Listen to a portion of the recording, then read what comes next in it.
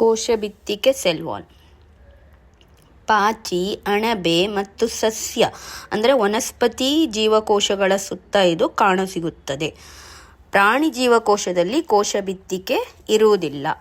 ಕೋಶಭಿತ್ತಿಕೆ ಅಂದರೆ ಕೋಶಪಟಲದ ಸುತ್ತಲೂ ಇರುವ ಗಟ್ಟಿಯಾದ ಮತ್ತು ಸ್ಥಿತಿಸ್ಥಾಪಕ ಆವರಣ. ಕೋಶಭಿತ್ತಿಕೆಯು ಮೂಲತಃ ಸೆಲ್ಯುಲೋಸ್ ಮತ್ತು ಪೆಕ್ಟಿನ್ ಎಂಬ ಕಾರ್ಬೋಹೈಡ್ರೇಟ್ಗಳಿಂದ ಉಂಟಾಗಿರುತ್ತದೆ. ಕಾಲಾಂತರದಿಂದ ಅವಶ್ಯಕತೆಗನುಸರಿಸಿ ಲಿಗ್ನಿನ್, ಸುಬೆರಿನ್, ಕ್ವಿಟಿನ್ ಇಂತಹ ಬಹುವಾರಿಕೆಗಳು ಕೋಶಭಿತ್ತಿಕೆಯಲ್ಲಿ ತಯಾರಾಗುತ್ತವೆ. ವಿದ್ಯಾರ್ಥಿಗಳೇ, ಈಗ ನಿಮಗೊಂದು ಪ್ರಶ್ನೆ ಇದೆ. ಕೋಶಭಿತ್ತಿಕೆಯ ಪ್ರಮುಖ ಘಟಕ ಯಾವುದು? ವಿದ್ಯಾರ್ಥಿಗಳೇ, ಈ ಫ್ಲ್ಯಾಶ್ ಕಾರ್ಡ್ನ ವರ್ಡ್ವಾಲ್ ಲಿಂಕ್ ಮತ್ತು PDF ಲಿಂಕ್ ಸಹ ಡಿಸ್ಕ್ರಿಪ್ಷನ್ ಬಾಕ್ಸಲ್ಲಿದೆ.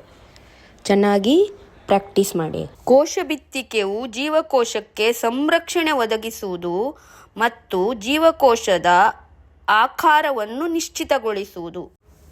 ಕೋಶಭಿತ್ತಿಕೆಯ ಕಾರ್ಯ: ಕೋಶಕ್ಕೆ ಆಧಾರ ಕೊಡುವುದು, ಕೋಶದಲ್ಲಿ ಹರಿಯುವ ಹೆಚ್ಚಾದ ನೀರನ್ನು ತಡೆದು ಕೋಶವನ್ನು ರಕ್ಷಿಸುವುದು. ಪರಾಸರಣ ಕ್ರಿಯೆಯಿಂದ ಜೀವಕೋಶವು ನೀರನ್ನು ಶೋಷಿಸುತ್ತದೆ. ಅದರ ಪರಿಣಾಮವಾಗಿ ಅದು ಉಬ್ಬಿ ಊದಿಕೊಳ್ಳುವುದು. ಇದರಿಂದ ಜೀವಕೋಶದಲ್ಲಿಯ ನೀರಿನಿಂದ ತುಂಬಿದ ಅವಕಾಶಗಳು ಅಂದರೆ ವ್ಯಾಕ್ಯೂಲ್ಸ್ ಒತ್ತಡವನ್ನು ಉಂಟು ಮಾಡುತ್ತವೆ. ವನಸ್ಪತಿ ಜೀವಕೋಶ, ಬ್ಯಾಕ್ಟೀರಿಯಾ ಮತ್ತು ಅಣಬೆಗಳಲ್ಲಿ ಇರುವ ಕೋಶಭಿತ್ತಿಕೆಯು ಈ ಒತ್ತಡವನ್ನು ಸಮತೋಲಿತಗೊಳಿಸುತ್ತದೆ.